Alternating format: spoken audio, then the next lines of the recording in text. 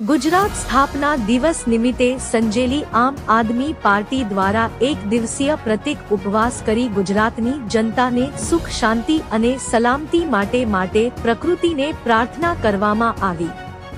संजेली तालुका दाहोद जिल्लामांथी भ्रष्टाचारी तानाशाही भाजप सरकारने उखेडीवानो संकल्प साथे उपवास पूर्ण करवामां आव्यो।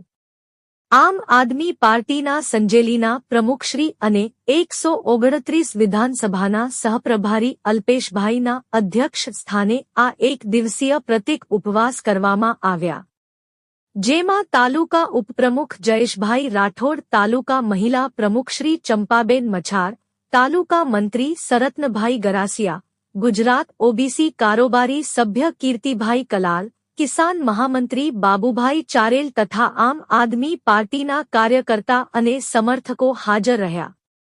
Reporter Dilip Kumar H Makwana, संजेली।